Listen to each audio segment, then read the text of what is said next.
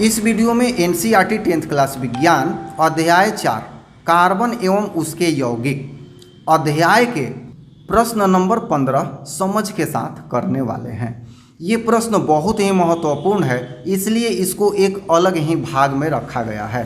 तो आइए समझ के साथ कैसे लिखेंगे और इस पे विस्तार समझ बनाते हुए प्रारंभ करते हैं। प्रश्न नंबर 15, साबुन की सफाई प्रक्रिया की क्रियाविधि समझाइए। उत्तर, साबुन के कण के दो गुण होते हैं। पहला, सोडियम आयन का सिरा जलरागी होता है तथा दूसरा हाइड्रोकार्बन पूंछ वाला सिरा जल विरागी होता है।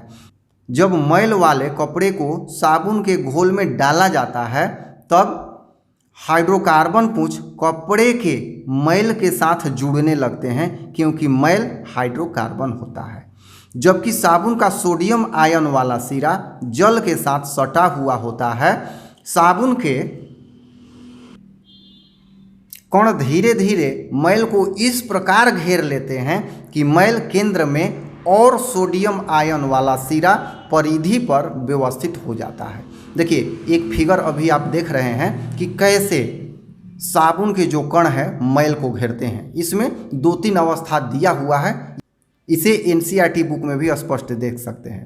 पहले में मैल थोड़ा सा उठा हुआ है, दूसरे में अधिक और तीसरे स्टेज में मैल पूर्णतः केंद्र में चला जाता है और चारों तरफ परिधि पर ये जो साबुन के कण हैं ये आ जाते हैं और इसी को यही गोल संरचना है यह मिसेल कहलाता है।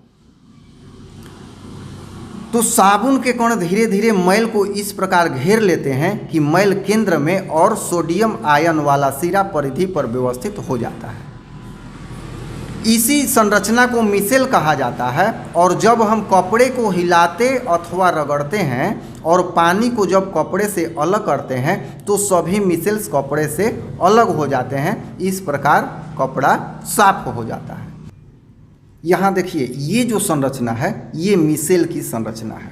ये जो साबुन के कण हैं इनका धनायन सोडियम सिरा जो है जलरागी अर्थात जल में सटने वाला होता है, जबकि ये पूंछ जो हाइड्रोकार्बन का लंबा चेन, बहुत ही अधिक लंबा चेन होता है, ये जल विरागी अर्थात ये जल में नहीं घुलता है, जल में नहीं सटता है। तो जैसे ही ये जो घोल है पानी वाला इसमें मैल उपलब्ध होगा तो ये जो टेल हैं, ये जो पूंछ हैं, ये जल विरागी हैं, ये हाइड्रोकार्बन में सटना प्रारंभ कर देंगे, क्योंकि मैल वसा होता है जो कि हाइड्रोकार्बन होता है।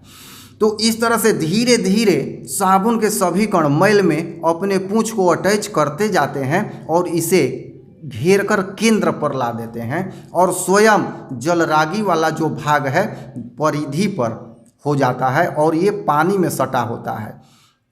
अब ये सब जो सिरा है पानी में सटा है और ये मैल यहाँ से जब कपड़े को हिलाते हैं तो एक तरह से पानी के द्वारा इस पर खिंचाव होता है और ये मैल मिसेल्स के रूप में बाहर निकलने लगता है। तो इस तरह से साबुन की सफाई प्रक्रिया को हम समझ सकते हैं और ये समझ सकते हैं कि मिसेल्स कैसे बनता है, साबुन के कण के कौन कौन से गुण होते हैं, ये इस प्रश्न में स्पष्ट हो जाता है। धन्यवाद।